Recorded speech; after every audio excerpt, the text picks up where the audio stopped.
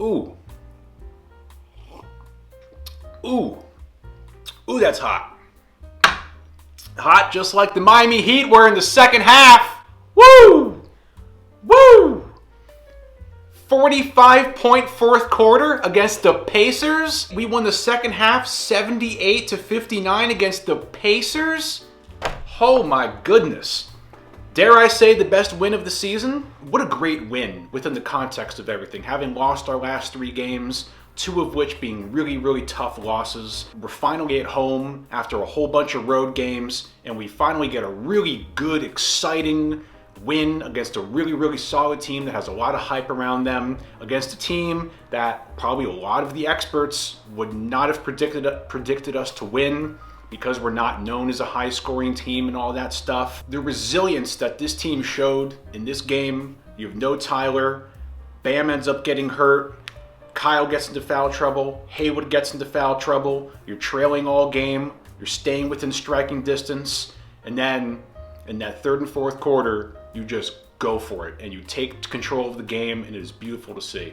And we'll get to all that stuff, but first, I do have something to address. I saw a couple comments, and yes, they are hilarious, and yes, they're pretty true, about how I, quote, look like a guy who sells incense, or I look like a guy that wouldn't even be into sports because of this crazy long hair, and you see the piano and the guitar in the background, and I look like a big dopey hippie. But your boy can actually hoop, all right?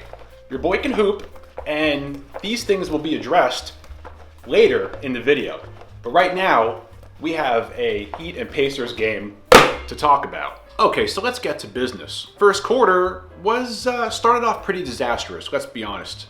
We were down 15-4, and luckily that ended up being our worst deficit the whole game. And the Pacers just started out pretty much playing as advertised. They were playing this Pacers basketball that everybody's been talking about and which has been garnering them so much attention this season, as it should. I mean, it's pretty fun to watch. I mean, they are fast. They shoot a really high volume of shots. 43 three-pointers, 98 field goal attempts. But in this first quarter, you really saw the Pacers playing this Pacers kind of basketball, and they were scoring way too easily. They were getting way too many easy uncontested layups, way too many fast break points. They were super hot from 3. So by the end of the first quarter, and this is what really gave me hope, because if you were watching this game and you weren't looking at the score, you would have thought like, man, we're really getting beat pretty bad here. Yet we were only down 5. And that's with the Pacers being the highest scoring first quarter team. So with all that, and only being down 5, I was like, okay, this feels okay. And the second quarter was kind of a continuation of the first as far as it being just a grind. Halliburton was just lighting us up. Him in that crazy looking three-pointer. What an unorthodox looking three-pointer he has. He kind of like flicks it up and he doesn't really jump. But man, can that guy shoot. He was 5 for 8 at halftime. I think he had 28 points at halftime. I'm just an incredible player, and he's only 23 years old. I mean, the guy's just unbelievable. You could tell Bam was trying to figure out Miles Turner. He was only 2 for 7, and then he ended up having this really nice and one, and then he airballed a free throw. And you could just tell that Bam was just off. Lingering weird hip contusion, apparently. That has been bothering him. Hopefully this is not something that is going to continue to pester him, because it seems like it's been a thing the last few games. He missed the Brooklyn Nets game because of this. And contusion pretty much is just a fancy word for a bruise, which is kind of vague.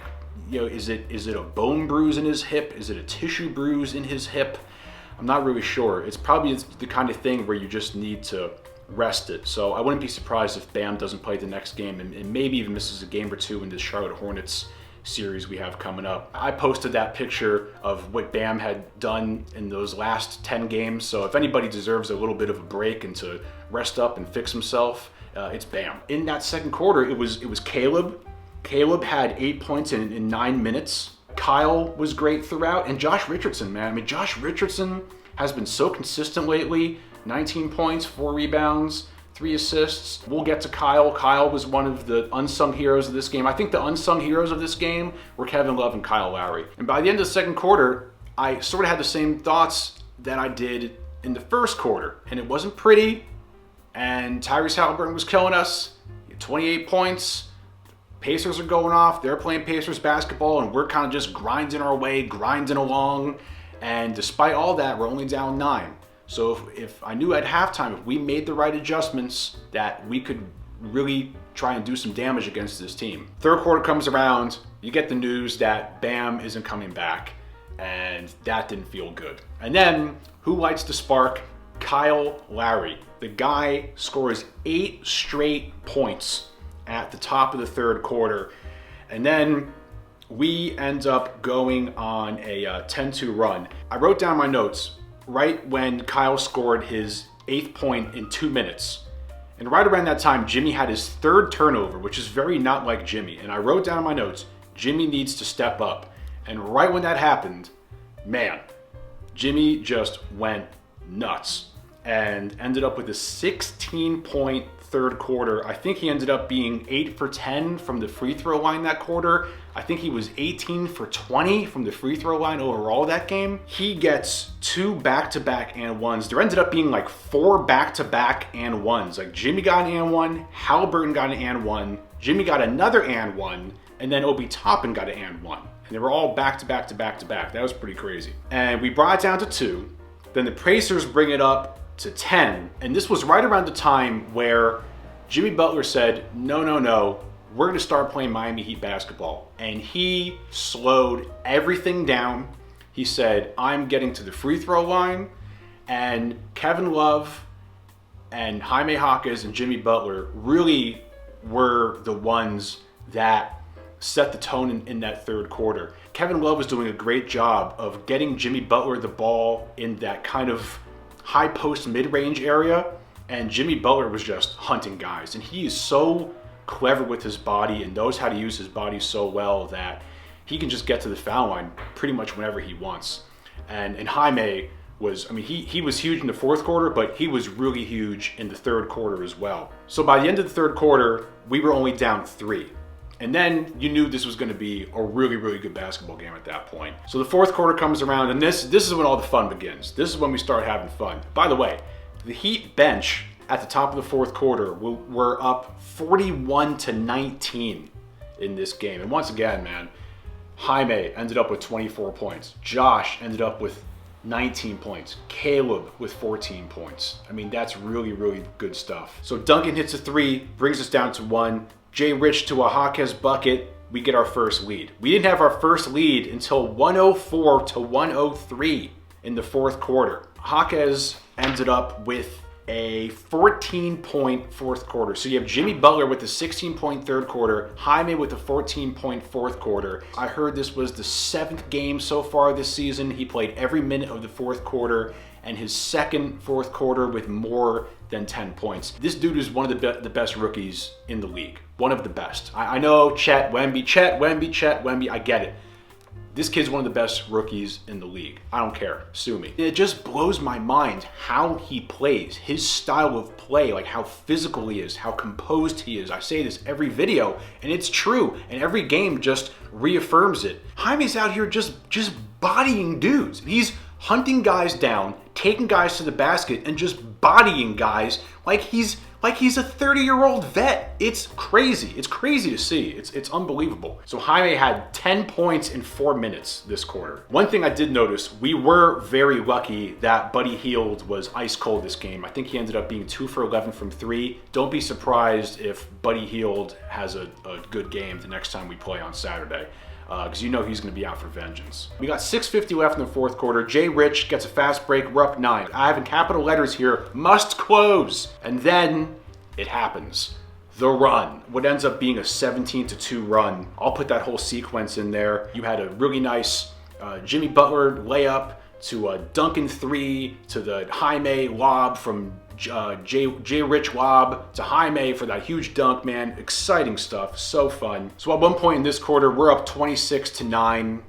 We're up 123-109. 17-2 run. We're up 16. Another good adjustment is that the Pacers had 14 layups in the first half, and at this point in the fourth quarter, they only had 5.